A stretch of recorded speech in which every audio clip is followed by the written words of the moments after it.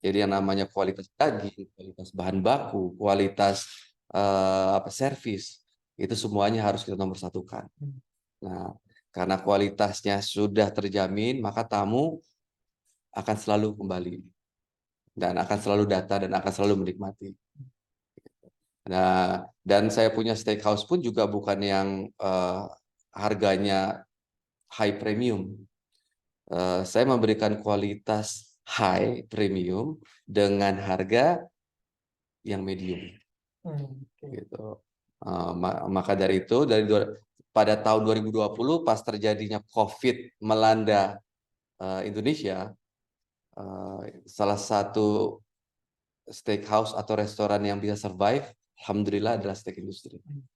Walaupun dengan bersusah payah saya membuat inovasi-inovasi, saya membuat home grilling, frozen steak, saya buat panggilan, misalkan banyak tamu-tamu yang pengen acara keluarga karena mereka tidak berani makan keluar, mereka panggil, saya datang sebagai chefnya, jadi bawa barang-barang, bawa griller-grillernya, jadi seperti kayak catering, cuman di rumah mereka. Gitu. Nah, dari usaha dan inovasi-inovasi seperti itu, alhamdulillah sampai sekarang brand steak industri lebih dikenal lagi. Itu, Mas. Masya Allah. Nah, Chef, karena ini kan kita juga masuk ke saham ya, Iya. steak industri kan melepaskan sahamnya. Mungkin biar teman-teman yang nonton juga memahami bisnisnya steak industri secara umum aja. Iya. Dari 2019 sampai sekarang itu kalau misalnya dibikin rata-rata, Chef, per bulannya kira-kira omsetnya berapa, Chef, dari bisnis steak industri, dan berapa persen dari omset tersebut net profitnya, Chef? Net profit margin itu di restoran rata-rata antara 25-30%. Ya. Nah, untuk sales sendiri data-data ada di prospektus, tapi kalau saya ingat, kalau tidak salah tahun 2019 sendiri kita berjalan 11 bulan, sales kita sekitar di atas 1 miliar. Per bulan, Chef? Oh, enggak, satu tahun itu. Oh. Satu tahun itu. Nah, tahun 2020 memang kita ada drop, tapi drop kita itu due to pandemic. Due to pandemic, dan tetap at the end of the year kita tetap masih ada growth dari tahun 2019. Itu 2019. Nah, sekarang ini kita mempunyai mitra di Banjarmasin yang yang mempunyai restoran cukup besar di Cirebon sama di Surabaya. Nah, 3 cabang mitra kita itu disuplai semua bahan bakunya oleh steak industri pusat. Oh, jadi supplier juga. Ya, supplier. Jadi kita jadi supplier. Kenapa? Itu adalah sebuah kesepakatan atau perjanjian yang sudah kita sepakati di awal. Kenapa sih semua daging harus dari pusat? Supaya kualitasnya sama semua, Mas. Daging itu misalkan seperti sirloin. Sirloin itu ada sangat banyak grade. Kalau misalkan dari setiap cabang grade-nya beda-beda, nanti tamu kita juga pas makan di cabang sini sama cabang sini beda juga rasanya. Kerasnya beda gitu kan. Makanya semua bahan baku wajib dari pusat. Jadi pusat pun selain daripada mempunyai restoran sendiri yang kita menjual quality dan service, kita juga mensupport atau mensuplai ke semua cabang kita. Oke. Termasuk bahan baku sos ya? Termasuk bahan baku sos, apalagi bahan baku signature bumbu ya. Jadi bumbu itu yang paling penting. Jadi semua cabang-cabang kita itu akan mendapatkan kualitas yang sama di setiap cabang. Sekarang udah berapa cabang, Chef? Total ada 4 cabang. 4 cabang. Alhamdulillah 4, dan rencananya tahun ini akan ada penambahan 3 cabang lagi. Oke, 3 cabang lagi. 3 cabang lagi dari mitra ya. Iya. Dari mitra. Nah, sedangkan dari pusat sendiri atau dari PT Mansuro sendiri, dana yang akan kita kumpulkan dan dari saham ini akan kita buat untuk cabang yang besar di Summarecon Mall Serpong. Di Serpong. Summarecon Mall Serpong ya. Karena 1 tahun belakangan saya sudah pelajari Summarecon di daerah Gading Serpong, apalagi Summarecon Serpong belum ada steakhouse yang bisa dibilang mumpuni lah. Oke. Gitu. Nah, Chef, kalau ngelihat tadi kan, alhamdulillah steakhouse ini terus berkembang, Chef ya. Tapi kalau kita lihat di luaran sana, persaingan itu tetap ada kan, Chef? Baik mulai dari awal berdiri sampai sekarang. Nah, bagaimana sih, Chef, biar steakhouse itu tetap bertahan di industri yang sangat terdampak pandemi, kemudian persaingan juga cukup ketat, F&B kan cukup ketat. Bagaimana caranya steakhouse ini bertahan, Chef? Cuman satu, yang paling pertama, berdoa sama Allah. Itu satu, ya. Tauhid kepada Allah, bahwa rezeki kita pasti sudah dijamin. Nah, yang kedua, ikhtiar. Nah, ikhtiarnya apa? Saya bergelut di F&B ini dari tahun 1991. Di situ saya belajar yang namanya quality, ya, bahan baku dan quality pada akhirnya akan menang. Jadi balik lagi ke kualitasnya ya, Chef. Kualitas akan menang. Ya, jadi apa namanya? Kalau kualitas kita jaga, ya, terus konsistensi dari rasa kita jaga, pasti akan menang. Chef, cukup menarik nih, Chef. Ketika menjaga konsistensi itu, apalagi di F&B kan rasa nih. Betul. Bisa jadi cabang di sana, cabang di sini, cabang di situ, chefnya beda, yang masak nih beda nih. Orang datang sana, ini kok segini, ini segini. Nah, cara jaga konsistensinya gimana sih? Maka dari itu PT Mansuro ini punya supplier yang namanya meat industry. Makanya semua bahan baku itu wajib dari pusat. Dan di pusat sendiri juga semua bahan baku quality controlnya itu saya langsung yang turun. Kayak kita kirim ke Surabaya, kita kirim spek dagingnya, semua speknya itu udah saya semua yang cek. Nah, bumbu-bumbu sudah saya semua yang bikin. Nah, jadi yang perlu dilakukan oleh cabang-cabang kita di sana adalah melakukan proses memasak. Proses memasak yang bisa dibuat sesuai SOP. Misalkan daging. Untuk daging medium rare masaknya cukup 4 menit. Ini bocoran juga buat teman-teman.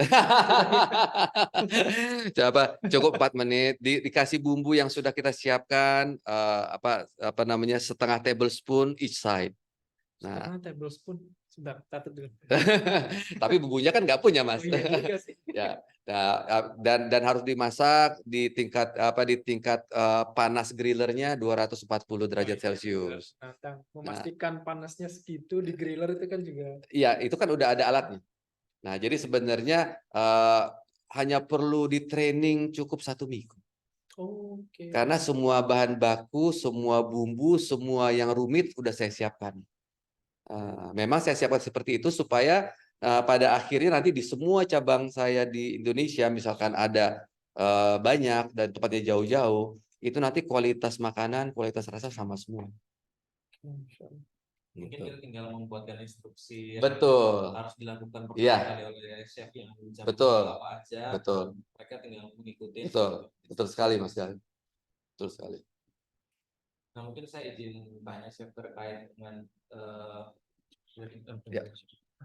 dengan kondisi saat ini kan sebetulnya dengan sudah cukup tenarnya steak industri ya, chef. Nah, brand positioningnya dengan pesaing-pesaing steak industry gimana sih? Yang tadi chef ceritakan kan sebetulnya terkait dengan steak Amerika itu kan baru berkembang sekarang-sekarang ini ya. Nah, gimana kondisi brand positioningnya steak industry chef di masyarakat atau di pasar ya? Brand positioning steak industry dari dulu sudah cukup jelas, Mas. Kita in between medium dan premium. Ya. Jadi kemungkinan kalau hanya ada steak steak brand tetangga yang sudah cukup terkenal ya. Nggak apa-apa ya. Ya, seperti Holy Cow. Holy Cow itu di medium, yang premiumnya itu seperti Meat Guy atau Ruth atau Loris. Nah, kalau namanya steak industri sendiri kita bermain di tengah-tengah antara medium dan premium dengan range harga medium to low. Gitu. Karena apa? Kalau ditanya kenapa bisa seperti itu? Kenapa tidak bisa? Ya, karena apa namanya banyak restoran-restoran, brand-brand yang dimiliki oleh corporate. Corporate owner sama private owner itu pola pikirnya berbeda. Ya, yang corporate owner mereka nggak mau net profit net profit marginnya cuma 20%. Bagaimana supaya menaikkan net profit margin setinggi mungkin, ya, dan menurunkan pengeluaran sedikit mungkin. Ya, disitulah seorang chef mempunyai kekuasaan. Ya, salah satunya satu bahan aja yang paling simple, butter aja, butter. Butter tuh mentega. Mentega. Atau yang lebih gampang lagi, liquid whipped cream deh. Oke. 980 loh, Kalau kualitasnya bagus itu kan Ancor. Atau lebih bagus dari itu ada Elver. Ya, itu harganya sekitar 110.000 per liter. Nah, kalau misalkan corporate pasti dia akan mau mencari Milak. Milak harganya cuma 65.000. Ya. Kalau ditanya rasanya bagaimana? 11-12, Mas. Tapi kualitas jauh. Apa sih yang membedakan kualitas itu? Harga yang 65.000 dalam jangka waktu 3 hari rasanya bisa berubah. Sedangkan yang 120.000 2 minggu tidak akan berubah. Nah, yang namanya kita membuat saus kan belum tentu hari ini buat besok habis. Bisa habisnya nanti 2 minggu lagi. Nah, yang tadinya kualitas kita hari pertama sausnya kualitasnya premium, setelah beberapa hari bisa turun kualitasnya. Gitu. Ya. Banyak yang belum dikontak ya karena posisi chef yang di kan, tengah lah ya, Iya. sama yang ini. Berarti sebetulnya ada nggak sih chef keunikan tersendiri antara yang membedakan antara stick industri dengan yang ke atas dan maupun yang ke bawah tadi, chef? Keunikan. Kalau keunikan kita di sini sistemnya sistem open flame. Open flame itu atau kita membakar sesuai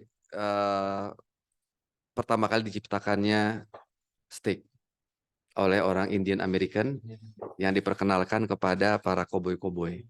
Iya. Jadi sebenarnya bukan koboi yang nyiptain, Indian American. Makanya ada yang namanya cut, namanya sekarang tomahawk. Tomahawk itu untuk memberikan penghormatan untuk para suku-suku Tomahawk di zaman dulu, gitu.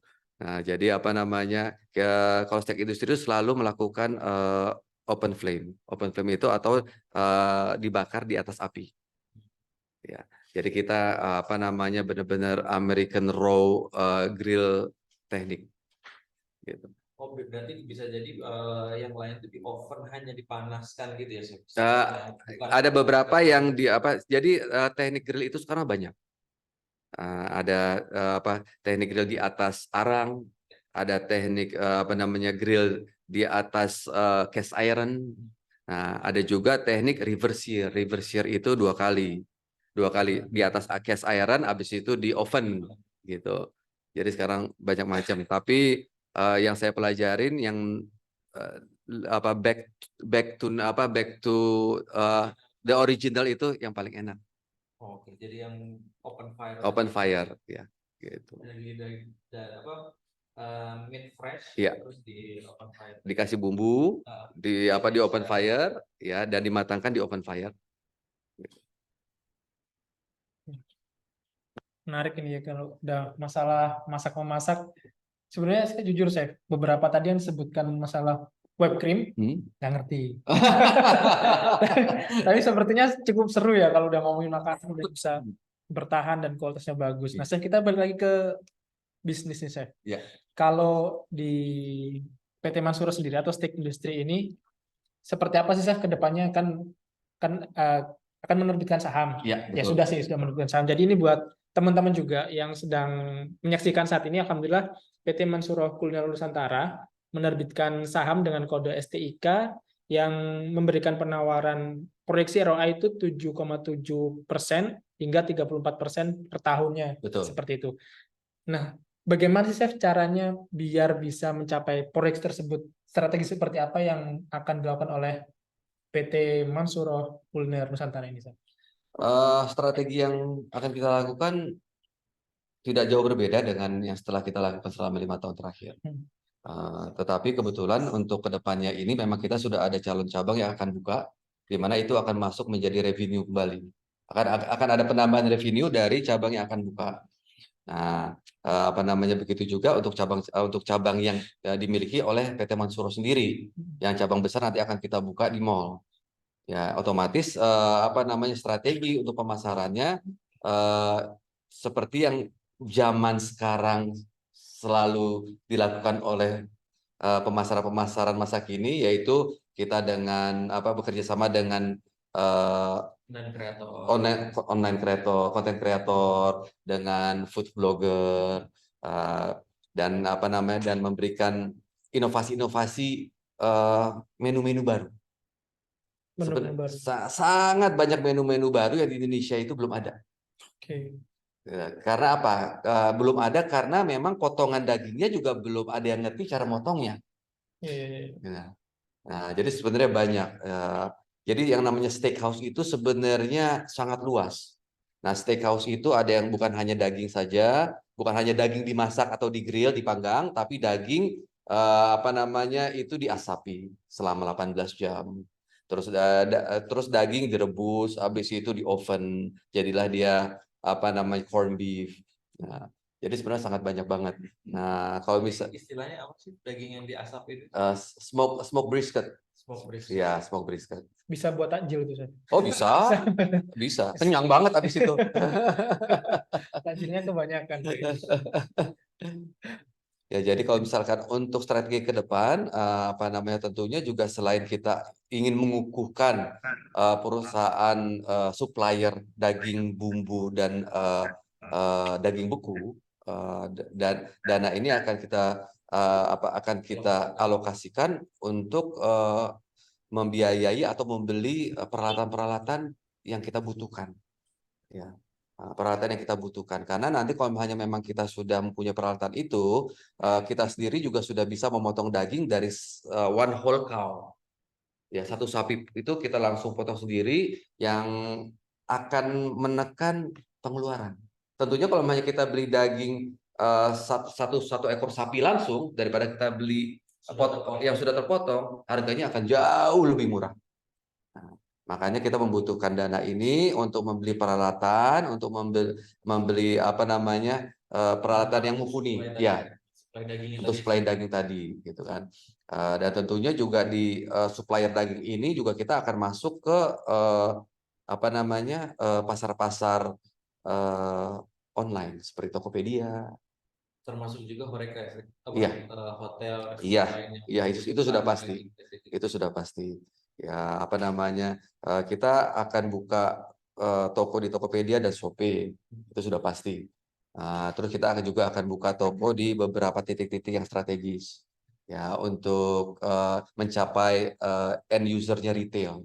Ya, jadi kita juga akan masuk ke B2B, ke beberapa restoran-restoran, gitu kan. Kita akan masuk ke hotel-hotel yang yang bisa kita masuki. Tentunya semua itu balik lagi ke kualitas. Ya.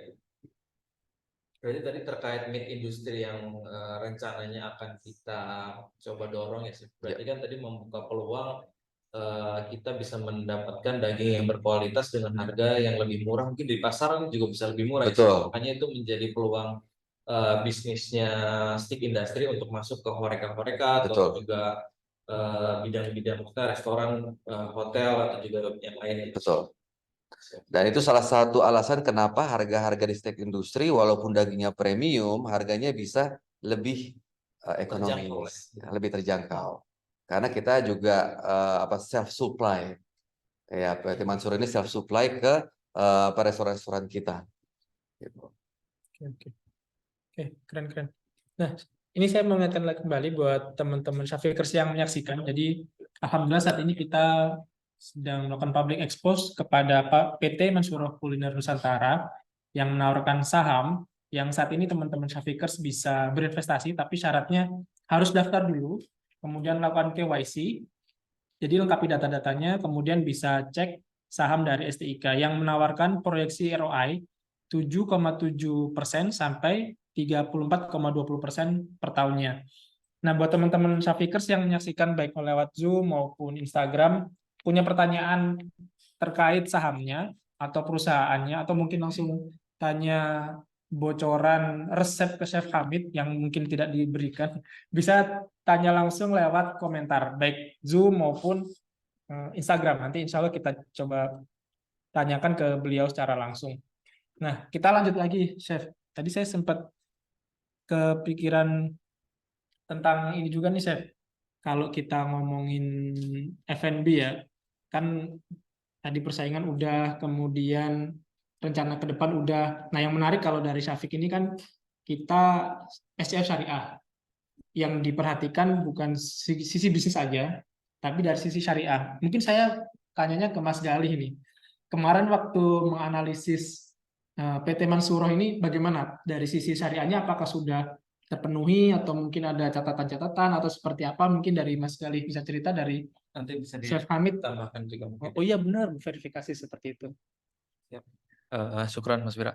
Jadi alhamdulillah atas due diligence atau pendalaman terhadap PT Masyurah Kuliner Nusantara dari sisi syariah alhamdulillah sudah tidak ada masalah Mas Wira.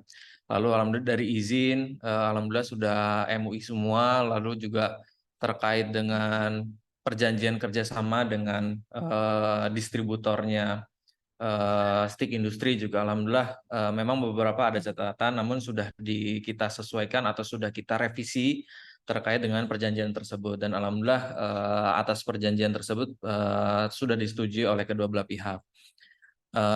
Dan untuk kedepannya terkait juga dengan transaksi, insya Allah juga sudah di bank, alhamdulillah sudah di bank syariah. Terkait dengan ya udah sih Mas, itu terkait pendalaman secara due diligence, legalitas dan lain-lain alhamdulillah sudah sesuai dengan syariah sih.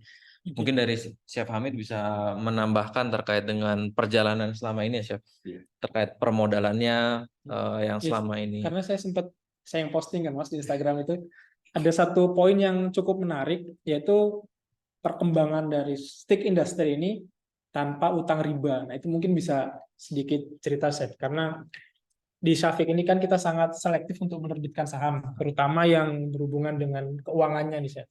Alhamdulillah, Mas. Dari pertama kali kita berdiri, saya dan partner saya hanya melakukan setoran 1 kali.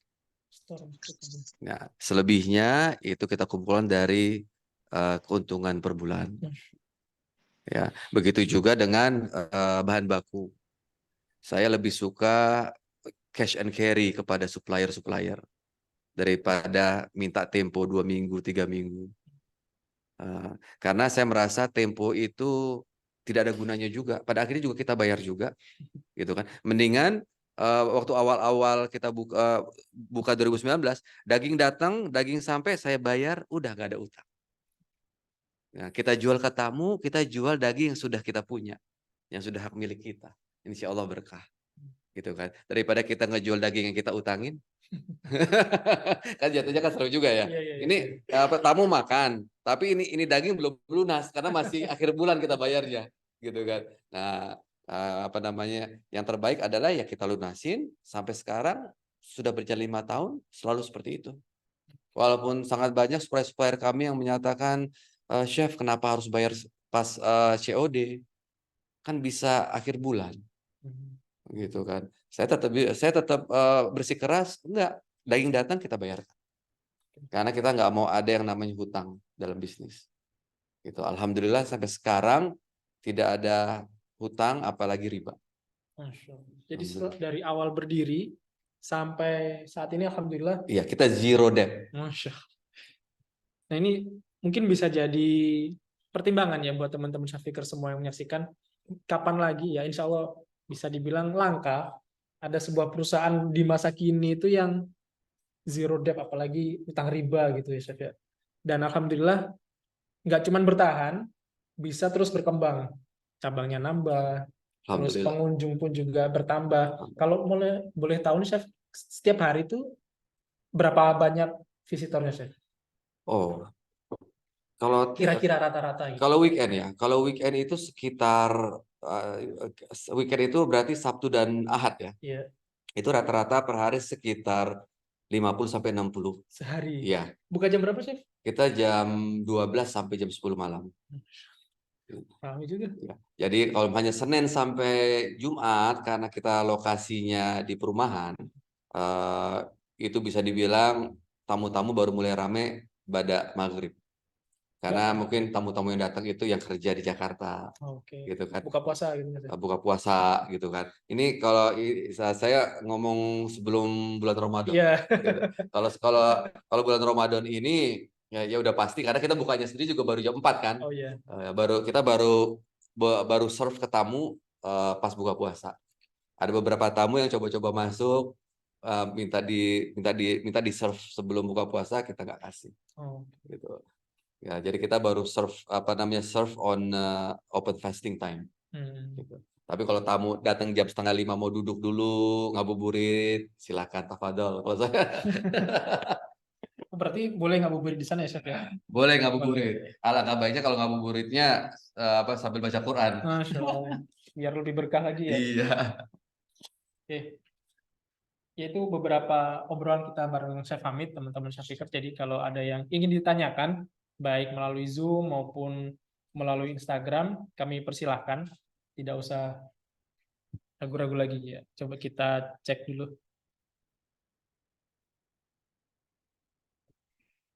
Oh, ini ada pertanyaan dari Instagram secara umum aja. Mungkin Mas Gali kali lebih ke arah. Ada followers kita yang bertanya, mau invest tapi nggak paham-paham. Mungkin bisa bantu jelasin secara umum aja cara invest di Safik itu seperti apa, Mas Gali? Ya. Jadi yang pertama untuk Bapak dan Ibu investor bisa melakukan pendaftaran dulu di platform kita syafik.id, lalu setelah itu akan dilakukan KYC oleh PIC kita, dan untuk berinvestasi di di saham, maksud saya di saham PT Mansyura Kuliner Nusantara atau Stick Industry ini, para Bapak dan Ibu investor wajib melakukan due diligence juga dari prospektus yang sudah kita buat atau tampilkan, sehingga Bapak dan Ibu bisa memproyeksikan ya potensi keuntungan yang nantinya juga akan Bapak dan Ibu terima, dan juga resiko-resiko yang mungkin akan terjadi ke depannya. Seperti itu mungkin Mas Wira gambaran singkatnya, Mas. Sedikit nambah ini Mas Gali. Kalau misalnya ada teman-teman ini kan pertanyaan cukup awam mungkin ya. Ketika dia melihat prospektus itu, apa sih yang harus diperiksa benar-benar Mas buat memastikan, karena kan namanya investasi pasti ada potensi untung, otomatis ada potensi rugi, seperti itu Mas Gali. Baik, yang pertama bisa dilihat oleh Bapak Ibu mungkin ya, kalau ada yang saat ini sudah mempunyai prospektusnya Stick Industry. Yang pertama dari mulai informasi penawaran saham. Jadi di sini saham yang akan dilepas adalah 40% atau setara dengan Rp25 per lembar saham. Lalu di situ akan terlihat struktur dari pendanaan atau saham yang akan kita terbitkan. Nah, lalu yang kedua yang Bapak Ibu harus juga cek dari sisi laporan keuangannya. Di situ kita menampilkan posisi historikal dan juga laporan keuangan yang sudah diproyeksikan seperti itu dari kondisi-kondisi atau asumsi-asumsi yang kita gunakan untuk mengenerate valuasi dari perusahaan, seperti itu Mas Wira. Oke. Mudah-mudahan bisa menjawab buat yang bertanya tadi. Ini ada pertanyaan lagi, Mas Gali dari Zoom. Dari Fadli Hasibuan, apakah bisa di-share laporan keuangan tahun lalu untuk jadi pembelajaran? Mungkin dari Ya. prospektus kali ya, Mas? Ya, terkait dengan laporan keuangan historical sudah kita share di Financial Highlight. Itu halaman sebentar, Mungkin bisa di-share ke teman-teman kali, Mas. share screen. Share screen. Oh, boleh.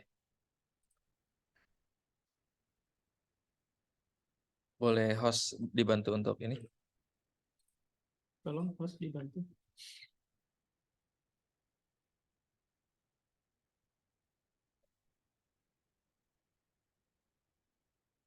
Gali.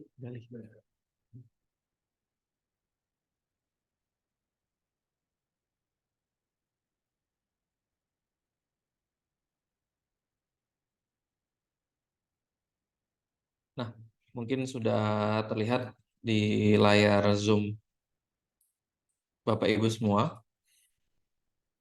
Di halaman 29 di prospektus kita sudah menampilkan historical dari laporan keuangan, yaitu posisi atau periode 2022 dan 2023. Nah, di sini juga sudah kita jabarkan kondisinya, mulai dari pendapatan, lalu juga laba bersih, lalu secara rasio-rasio keuangan yang secara umum digunakan, yaitu DER dan ROA. Seperti itu. Beserta penjelasan-penjelasannya. Gitu, Mas Fira. Baik, buat Pak Fadli Hasibuan, jadi untuk lebih detail bisa di-download prospektusnya ya, Mas Gali ya, di sana sudah Betul. lengkap ya. Ah. Oke. Untuk dijadikan pembelajaran. Nah, ini ada yang raise hand, tadi ada yang bertanya dari Mahendra RK. Saya persilahkan untuk langsung bertanya. Ya, baik. Terima kasih. Assalamualaikum warahmatullahi wabarakatuh. Ya, terima kasih atas kesempatannya. Mungkin lanjut ini ke Pak Balu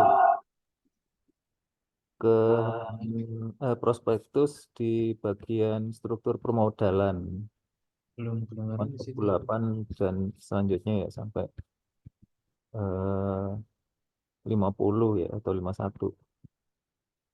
Mungkin penjelasannya Mas Gali minta tolong. Sebelum lanjut ke ada beberapa pertanyaan lagi sih saya, tapi itu dulu aja. Nggak ada suaranya.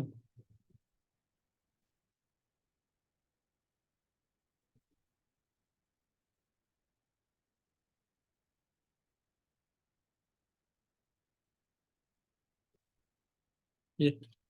Mohon maaf, Pak Mahendra RK, ini ada sedikit kendala teknis.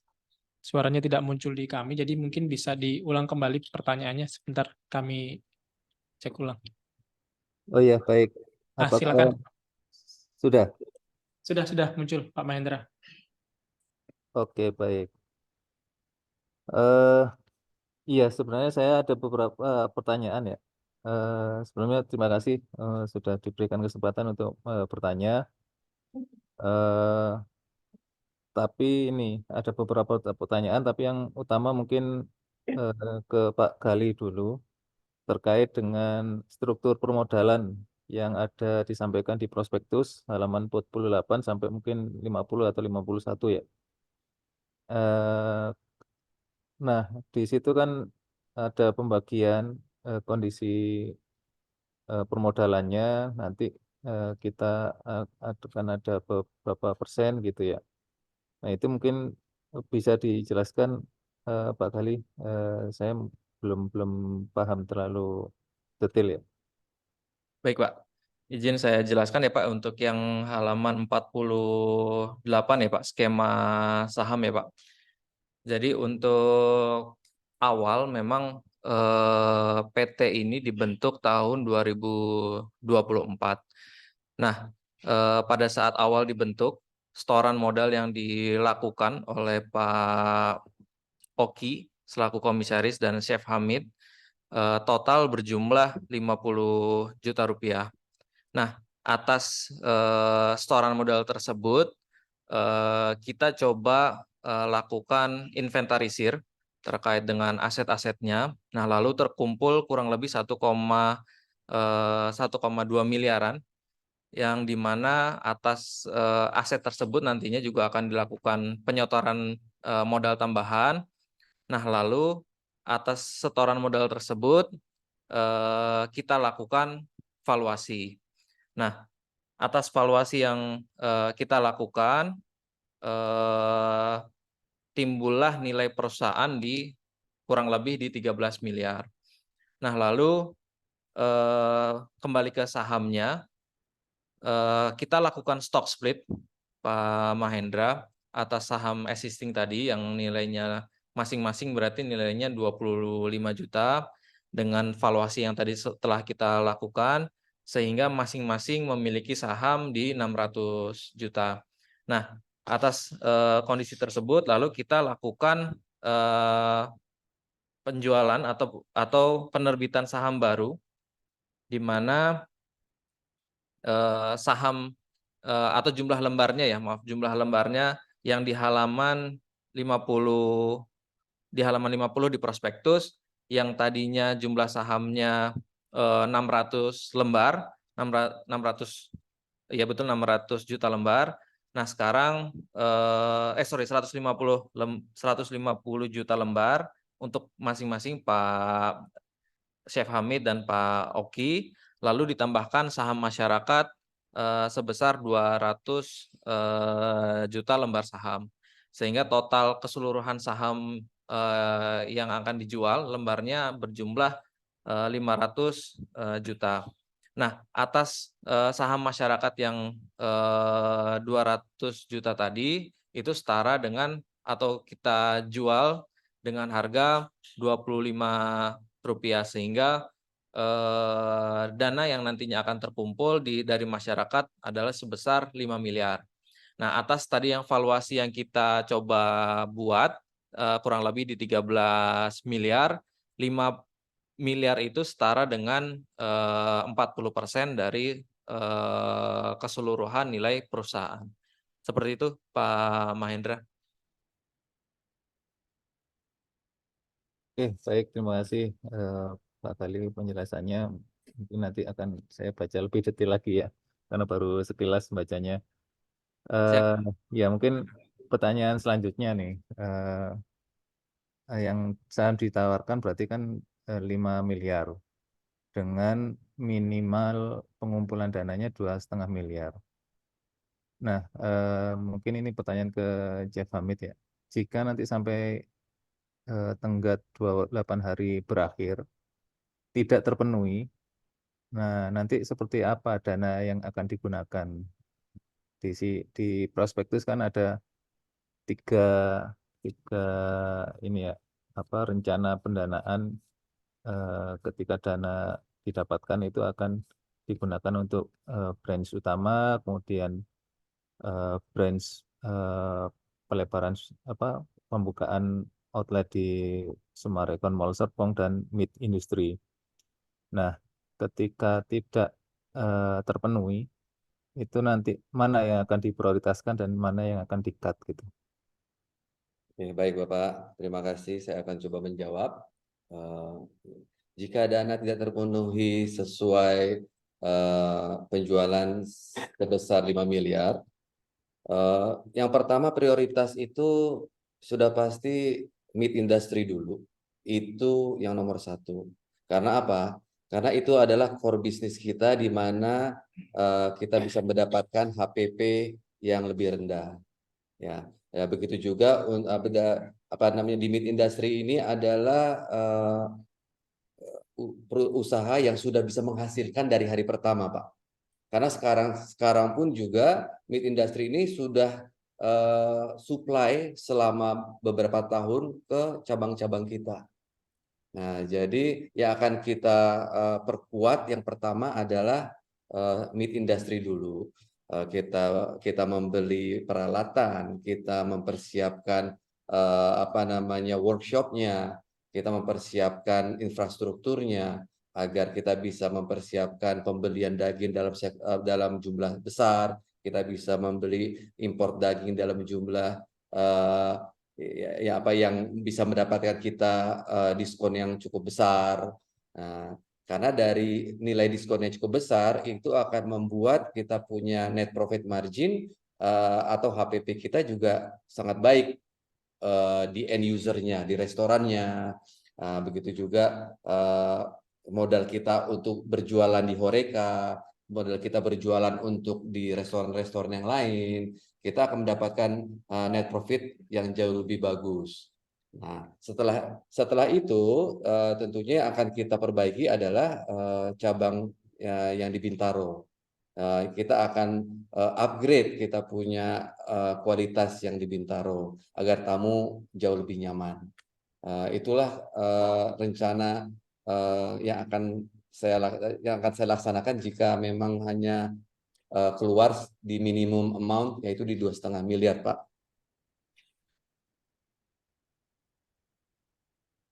Baik, terima kasih, Chef Hamid. Masih boleh tanya nggak ini, Pak? Boleh, silakan. Boleh. Ya, kita santai aja kan ya. Iya, santai. Jadi ya, Chef Hamid sudah menyampaikan bahwa pembelian daging ini cash ya, COD, daging datang langsung dibayar gitu ya. Betul. Di laporan posisi keuangan di neraca 2022 dan 2003 ini saya lihat masih ada hutang lancar dan hutang jangka panjang. Nah, ini hutang apa ya, Chef? Ini akumulasi dibuat sama kemungkinan ini yang pribadi. Hutang jangka panjang itu akumulasi dari hutang pribadi saya itu, Pak, karena pas tahun 2002-2023 itu masih belum berbentuk PT, jadi masih berbentuk private owned restoran, Pak. Oke. Berarti ini masih belum berbentuk PT ya. Betul.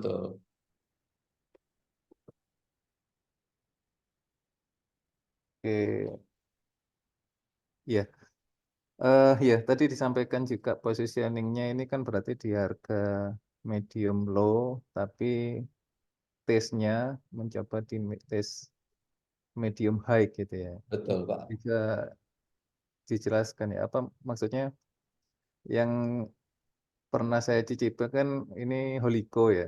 Iya, betul. Udah Wah, sebut Bapak harus merek, datang berarti, Pak. Harus datang berkunjung ke tempat saya, nanti saya masakin. sebut merek ini. Beda taste-nya itu gimana sih, Chef, bedanya? Oke, saya jelasin sedikit ya. Jadi kayak belajar memasak nih, nggak apa-apa ya, Pak? Oke, nggak apa-apa. Ya, jadi sebenarnya Pak, mohon maaf saya akan menyebut beberapa brand sebelah ya, seperti W Steak, Holy Cow, itu mereka menganut kalau saya bicaranya aliran steakhouse Eropa. Nah, di Eropa sendiri itu aliran steakhouse-nya mereka tidak boleh memberikan bumbu ke daging, Pak. Ya, jadi daging dimasak tanpa bumbu. Nah, jadi untuk rasa dari dagingnya itu mereka ciptakan yang namanya condiment sauce. Ya, makanya kalau Bapak mungkin ke restoran-restoran steakhouse yang sausnya ada 15 macam, sausnya ada 20 macam, itu mereka alirannya aliran Eropa, bukan aliran Amerika. Nah, sedangkan kalau di aliran Amerika sendiri seperti aliran steakhouse yang steak industri, itu Bapak bisa makan steak, nggak usah pakai apa-apa, nggak usah pakai saus sambal pun rasa dagingnya udah enak, Pak.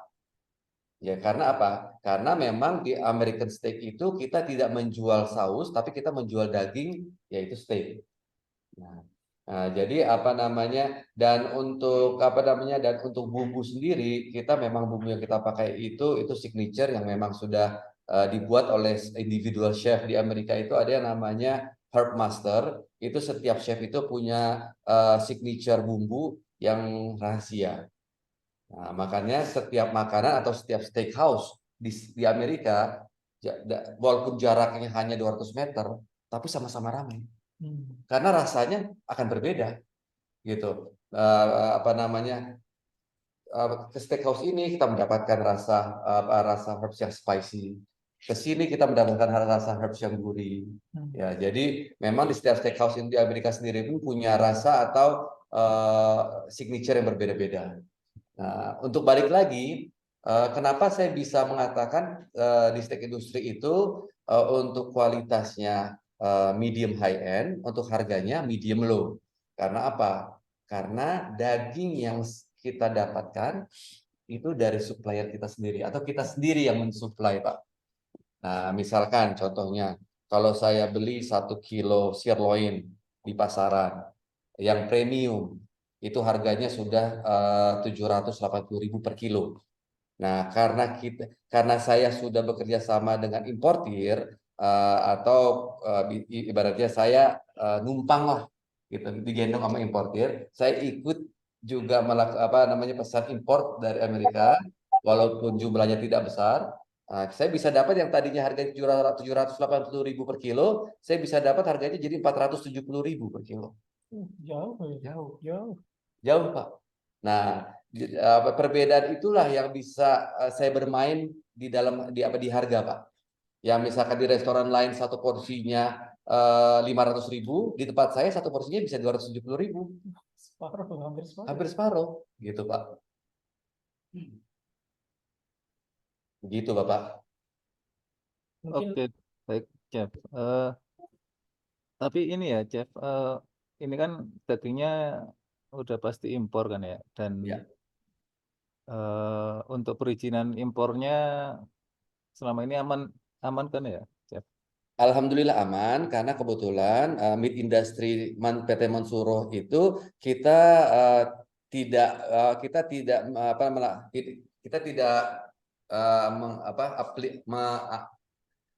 minta kuota impor, tapi kita masih nebeng dengan perusahaan importer besar. Kita nebeng dengan perusahaan importer besar dan sudah berjalan hampir dari 2020 pertengahan kita sudah berjalan, Pak. Jadi kita selalu mendapatkan kuota yang mereka berikan, walaupun tidak banyak, tapi hanya untuk in-house aja, Pak. Nah, dengan adanya nanti meat industry, kemungkinan kita akan menjajaki ke beberapa importir, kita akan ibaratnya nebeng ke beberapa importir. Karena kalau misalkan kita mau bikin importir sendiri, saya rasa nilainya sangat besar. Minimal itu kita harus bisa import 5 sampai 8 kontainer. Nah, satu kontainer isinya 3.000 kilo. Jadi kayaknya nilainya sangat besar. Jadi untuk sekarang lebih baik kita minta gendong dulu sama perusahaan besar. Ya, kayak travel umroh aja kan banyak kan yang ikut. Gitu, Bapak. Jadi tapi untuk selama ini fee yang kita bayarkan kepada importir karena kita ikut juga itu nilainya tidak besar, Pak, hanya 4% dari nilai pemesanan yang kita pesan. Iya, baik, Chef. Karena kan tadi akan ada 3 penambahan outlet baru oleh mitra. Ini berarti Betul. sukses ya, gitu maksudnya, Chef? Iya, betul.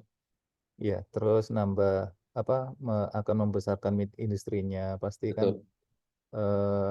supply-nya ini harus nambah kan ya tadi. Betul. Jadi, Kalau untuk import sendiri kontrak yang udah saya buat masih ada lumayan banyak yang belum saya pakai. Jadi untuk sementara perhitungan saya dengan adanya kapasitas penambahan sampai 1 bulannya 1 ton masih aman sih, Pak. oke, baik. Dan itu yang kita bengi itu masih aman ya berarti ya. Betul. Jadi untuk impor daging-daging yang berkualitas, untuk impor, karena impor itu kita bukan hanya dari Amerika sih, Pak. Kita impor dari New Zealand sama Australia. Kita juga ada impor dari Jepang. Nah, tapi dari Jepang nilainya tidak terlalu besar karena harga dagingnya sangat mahal. 1 kilonya bisa 5 juta. jauh. Tapi di Indonesia sendiri banyak peminatnya. Oh, Iya, peminatnya banyak. daging Jepang. Ya, daging dari Jepang ini. Memang rasanya sih, masya Allah. Rasanya kalau misalnya dimakan geleng-geleng sendiri. Tapi peminatnya ada, segmented, tapi nggak banyak. Jadi kalau hanya untuk daging-daging impor, insya Allah meat industry atau Mansuroh kuotanya masih sangat lebar untuk kita perbesar ke depannya. Gitu Bapak. Baik, Chef. Mungkin ini terakhir ya yang kepikiran. Ini kan saya baru mengenal ya, baru tahu steak industry, nama steak industry ini. Nah, apakah saat ini sudah punya akun medsos ya, mungkin IG atau TikTok gitu atau dan lain-lain sebagai media promosi? Soalnya biasanya dengan medsos ini akan lebih gencar lagi untuk promosi. Oh, kalau kita Instagram ada di Instagram tinggal tulis steak industri Bapak. Oh, ada ya? Ada. Oke, Nanti oke. yang pusat punya itu yang hanya steak industri. Kalau untuk cabang-cabang kita biasanya ada kayak steak industri Banjarmasin, steak industri Cirebon, steak industri Surabaya. Yang pusat sendiri yang PT Mansurohnya itu yang steak industri saja Pak. Oke, nanti coba saya follow ya. Iya boleh follow. Dan kemungkinan kalau memang Bapak nggak jauh masih di daerah Jakarta, mampir Pak silakan. Iya, iya. Siap. Insyaallah, Chef. Ya, terima kasih. Mungkin sementara itu dulu ya. Terima Ya, kasih. baik. Terima kasih Bapak. Baik. Terima kasih Pak Mahendra atas beberapa pertanyaannya.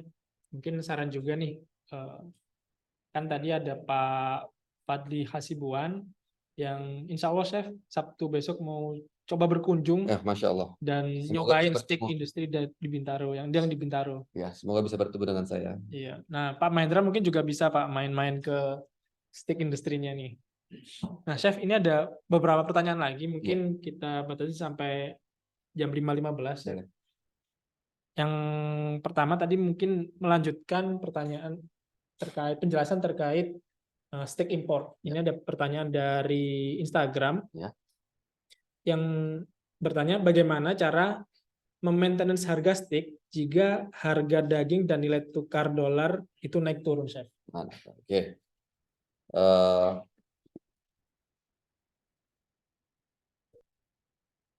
Untuk harga daging impor, tentunya sebuah restoran itu tidak bisa hanya membeli atau menyetok daging hanya dalam waktu 1-2 bulan ke depan, Mas.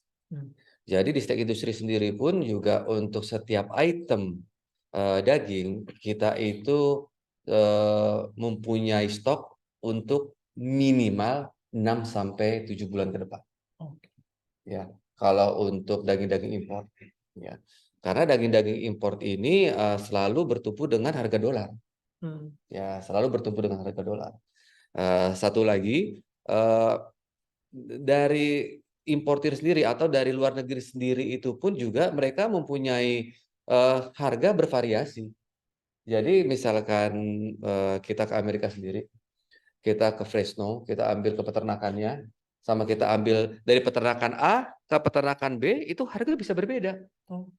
Gitu. Nah, makanya kita harus mempunyai link atau tempat-tempat lebih dari satu di luar negeri yang kita memang punya hubungan baik. Ya. Nah, jadi saya selama 5 tahun terakhir selalu mempunyai stok untuk 5-6 bulan ke depan. Sebenarnya yang terbaik adalah mempunyai 1 tahun ke depan.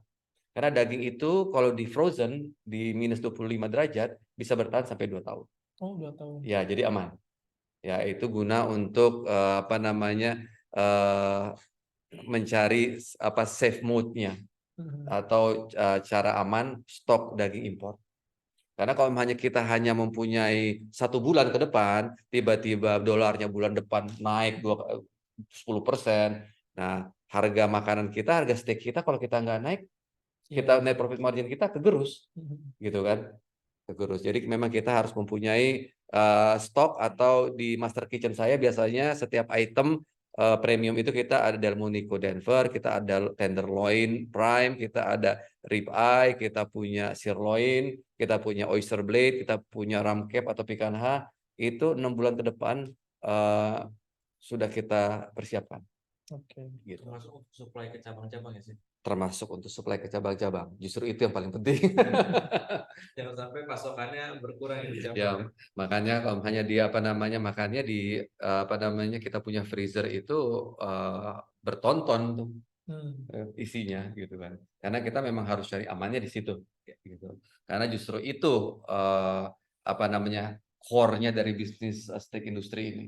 Kalau bahan baku utamanya nggak bisa kita amanin, wah repot. Iya. Justru bahan baku utamanya harus kita amanin. Gitu Mas. Oke, berarti salah satu tantangan terbesar dari steak industry adalah di bahan bakunya ini ya, Chef ya? Bahan baku. Ya. Oke. Baik, mudah-mudahan bisa menjawab buat teman yang followers yang bertanya di Instagram. Ini ada pertanyaan lagi, Chef, dari Zoom, dari Pak Supriyadi Radia. Ya. Kedepannya, apakah ada rencana untuk menggunakan daging sapi lokal? Oh, kita justru one of our best seller itu local tenderloin. Local tenderloin. One of the best seller of all time. Masya Allah. Gitu. Kenapa bisa local tenderloin jadi best seller? Karena tamu-tamu kita selalu membandingkan local tenderloin di steak industri dengan USDA prime tenderloin. USDA prime tenderloin. Iya. Karena menurut mereka empuknya sama, rasanya sama, kenapa harganya bisa harga lokal? Nah, jadi sebenarnya sapi Indonesia adalah sapi yang dagingnya paling enak di dunia. Oh iya, Chef. Masya Allah. Indonesian meat is one of the best in the world. Karena apa? Dagingnya gurihnya dapat, manisnya dapat, ya. Kalau kita paham cara ngolahnya, empuknya dapat. Ya. Kalau kenapa bisa paling enak? Karena sapi Indonesia itu semuanya dimakan. Nasi padang aja bekas yang ngurusnya dilempar dimakan. Iya. Gitu kan. Wortel, tomat dimakan. Iya. Nah, jadi semua dimakan. Makanya 4 sehat 5 sempurna. Rasanya juga manis. Rasanya gurih. Tapi memang lebih keras. Karena apa? Karena sapi di Indonesia itu tidak ada yang ditreatment. Ditreatment. Kalau main di luar negeri, sapi itu kayak di spa. Mereka diurus, mereka dimandiin tiap hari, mereka disisirin, mereka dipijit, gitu kan. Nah, kalau di Indonesia sapinya bebas berkeliaran. Nah, tapi dengan proper cutting, dengan proper persiapan daging, gitu kan, dan pengolahannya dari awal proper, itu daging bisa sama empuknya dengan yang impor. Gitu. Baru tahu ya, ternyata daging sapi Indonesia terbaik ya sih. Untuk rasa. Untuk rasa. Ya. Untuk rasa terbaik. Coba sapi dari Amerika kita bikin rendang, hancur. Oh iya sih. Nah, iya hancur. Kalau yang dari Jepang tadi yang satu. Itu lebih hancur lagi. Itu terlalu empuk. Oke. Jadi yang bisa dibuat rendang itu memang sapi Indonesia. Kok malah bahas rendang? Apa karena sebentar lagi sepertinya nasi padang menarik juga nih. Oke, mungkin ini satu pertanyaan terakhir, Chef, dari Instagram juga. Ya. Apakah PT Mansuroh menjual franchise bila ada mitra yang berminat membuka cabang di kota-kota lain? Oh iya, tentunya. Jadi ada program franchise juga. Makanya kita yang di Banjarmasin, Cirebon, dan Surabaya itu mereka franchise. Oke. Mereka franchise, tapi sistemnya sistem kemitraan. Kenapa sistem kemitraan? Karena kalau franchise itu saya kurang nyaman dengan kata-kata franchise karena apa? Itu kalau menurut saya franchise itu merugikan untuk pihak yang membeli kemitraan. Karena apa? Mereka ada potongan tiap bulan. Dari sales mereka harus kena, biasanya ada yang 5%, ada yang 6%. Nah, kalau hanya di steak industri enggak. Hanya perlu membayar kemitraan 1 kali. Persyaratannya wajib membeli bahan baku ke pusat agar kualitas bisa terjaga, bisa saya pantau, ya. Dan setiap bulannya mereka tidak perlu bayar apa-apa. Jadi nggak ada yang potongan. Nggak ada potongan-potongan. Jadi kami pun juga di pusat, saya pun nggak perlu tahu sales mereka berapa. Oke. Jadi mau sales mereka tinggi sekali, rendah sekali, kita nggak mau ikut campur. Yang penting bahan baku wajib dari kita. Itu saja. Untuk menjaga mutu. Ya, karena kalau hanya tidak begitu, nanti setiap cabang rasanya bisa beda-beda. Ya, beda mentega aja bisa beda rasa. Gitu kan bahaya. Oke. Mungkin tuh pertanyaan terakhir, Chef, baik Baik. dari Zoom maupun dari Instagram. Ini ada usul, Chef, dari Pak Mahendra tadi. Untuk akun IG Stick Industry sering upload konten, reels, atau minimal sehari 2-3 kali posting story. Mungkin masukan buat Baik. marketingnya gitu Ya, Chef, buat marketingnya nanti akan saya info. Baik. Oke, terima kasih Chef Hamid. Mungkin ada penutupan dari Chef Hamid yang ingin disampaikan kepada teman-teman Shafiker semua. Oke, baik. Saat ini PT Mansuro Kuliner Nusantara menawarkan sebagian porsi saham sebesar 40% untuk para teman-teman guna sebenarnya saya menawarkan saham ini, poin yang paling penting adalah saya ingin mengajak teman-teman ikhwan-ikhwan atau para investor kecil retail agar bisa bersama-sama berkembang di perusahaan food and beverage. Food and beverage yang benar-benar menerapkan unsur syariah. Agar kita bisa berkembang semakin besar dan semakin besar. Poin yang ingin saya katakan di sini adalah berbisnis kuliner adalah bisnis yang penuh dengan tantangan, tapi juga penuh dengan keuntungan. Selama kita bisa berinovasi. Selama kita bisa berinovasi, selama kita bisa memberikan kualitas yang terbaik. Itu aja, Mas. Semoga dari teman-teman bisa masuk ke dalam keluarga steak industry. Baik, terima kasih Chef Hamid atas waktunya. Terima kasih juga Mas Gali atas Terima waktunya. kasih, Mas. Terima kasih, Mas Gali. Akan kembali kepada teman-teman Shafiker semua. Jadi, alhamdulillah saat ini kita ada penawaran saham dari PT Mansuro Kuliner Nusantara atau dengan kode STIK yang bisa teman-teman investasikan melalui syafik.id. Jadi harus melakukan pendaftaran dulu, kemudian melakukan KYC di syafik.id. Nah, saya juga mengingatkan buat teman-teman Shafiker semua yang menyaksikan ini baik di Zoom maupun di Instagram, jangan lupa follow @syafik.id untuk mendapatkan informasi terbaru baik mengenai saham atau edukasi seputar keuangan syariah. Selain itu, tadi juga disebutkan oleh Chef Hamid, follow juga Instagramnya Stick Industry. Jadi kalau misalnya ada promo-promo stick terbaru, bisa langsung datang atau mungkin pas Ramadan kan biasanya ada promo nih, Chef, atau ya, ada promo iftar. Wah, ada promo iftar tuh, menarik sekali. Juga buat teman-teman yang ingin menyaksikan dan ingin datang, kalau di bulan Ramadan ini buka jam berapa? Kita mulai operasional buka jam 4 sore, tapi baru serving time pas buka puasa. Oke, jadi ada kesempatan buat ngabuburit baca Al-Quran ya. Baca Al-Quran teman-teman Shafiker semua. Baik, terima kasih atas perhatian teman-teman Shafiker semua. Kami memohon maaf jika ada pertanyaan yang belum sempat diangkat atau mungkin ada kesalahan teknis dari kami dan kekurangan-kekurangan yang ada, kami sekali lagi mohon maaf dan kami ucapkan terima kasih banyak atas perhatiannya. Jazakumullahu khairan. Kita tutup kesempatan kali ini.